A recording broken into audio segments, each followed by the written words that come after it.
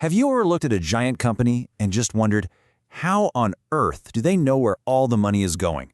I mean, with a million moving parts? Well, today, we're going to crack the code on the financial blueprint that makes it all possible. We're talking about the manufacturing profit and loss account structure. And really, a P&L is just a report card. Did we make money or lose money? Okay, let's get into it. I mean, really think about that for a second. You've got this huge global company, factories, offices, people all over the planet, doing thousands, maybe millions of transactions a day.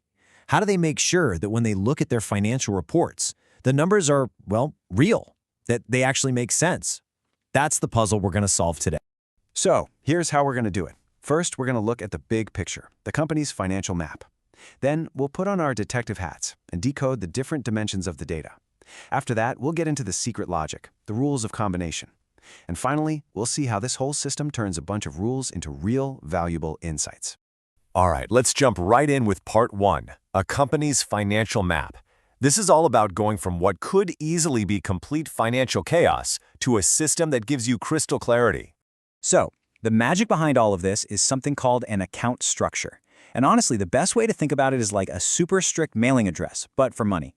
Every time a dollar moves, whether it's buying a tiny screw or selling a giant machine, it needs a perfect, valid address to go to in the company's books. This account structure is the system that says, hey, this is what a valid address looks like. It makes sure every single penny gets sorted and sent to exactly the right place every single time. No exceptions. And take a look at this. This isn't some textbook theory. This screen right here is a real-world example of one of these systems in action. This is the actual rule book for the money flowing through the manufacturing side of a business. Everything we're about to break down, it's all happening right here. Okay, so let's move on to our next section and start decoding the dimensions. Think of these as the fundamental Lego bricks that build up all of this financial data. You know, when you think about it, any transaction really just comes down to a few basic questions, right? You want to know, what was the money for? Who spent it or who earned it? And where inside the company did it happen? Well, these columns you see, these dimensions, they're designed to answer those exact questions. And here's where it gets really whole. The main account, that's the what. Was it a sale, or were we just paying the electricity bill? The business unit and department, that's your where and who. You know, the European division, the sales team. But look at that last one, item group. For a manufacturing company, that is absolutely critical.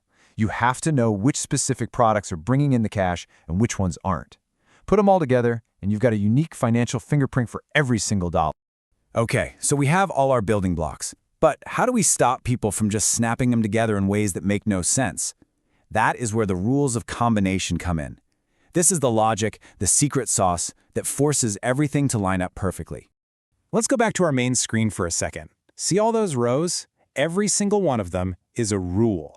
It's an instruction that tells the system, hey, this specific combination of codes is okay, but anything else is not. So you can't just type in whatever you want. You have to follow one of these approved paths. Let's break one down to see how it works. Okay, let's trace one of these rules together. First, the main account says 400,000 through 999,999. So this rule applies to any of our revenue accounts. Simple enough?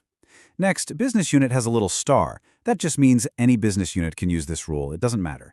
But here's the catch. The transaction must be for Department 023, and it can only go to Cost Center 009 or Cost Center 012. If you follow that exact path, boom, you've just made a valid entry. And this right here, this is basically the secret decoder ring for the entire system. Once you get these 3 little symbols, you can read any rule on that screen. The 2 dots for a range, the star for anything goes, and the comma for a specific list. It's not just random characters. It's the basic grammar of the company's financial language. Okay, let's bring it all home. We've talked about the what and the how, but now for the most important question of all. Why? Why go through all this trouble? This is where we go from a bunch of rules to rich, reliable data. At the end of the day, it's all about one thing: accuracy. I mean, can you imagine trying to make a $10 million decision when you think the data you're looking at might be wrong? This whole system is built to get as close to 100% accuracy as is humanly possible from the very first time someone types in a number. It's not about finding mistakes later, it's about preventing them from ever happening in the first place. And the payoff for all of this work? Oh, it's huge. You prevent those tiny typos that can waste weeks of an accountant's time. You guarantee that when a report gets printed, it's consistent and reliable. It means a manager can ask a super specific question like, show me what the operations department spent on this specific product line, and they can actually trust the answer. It powers smarter, faster, more confident decisions, period. I mean, you can see the difference, right? Without a structure like this, you just get messy reports and a high error rate. It's financial noise. But with the structure, the errors just plummet, and suddenly you get clear, actionable insights. You can finally see the signal through the static. And that really gets to the heart of it. This isn't just some fancy tool to control data entry. It's about building a single source of truth, one set of numbers that everyone in the organization, from the person on the factory floor all the way to the CEO, can look at and trust. So the next time you see a screen that looks as complicated as the one we started with, you won't see it as a roadblock or a bunch of confusing codes. You'll know what you're really looking at. It's the hidden engine that drives a company's entire business intelligence. Which, of course, leaves us with one last thing to think about. If these structures are the rules of the game, the very grammar of how a company speaks about money, then what incredible stories about success, about challenges, about new opportunities are just waiting to be told by the numbers themselves.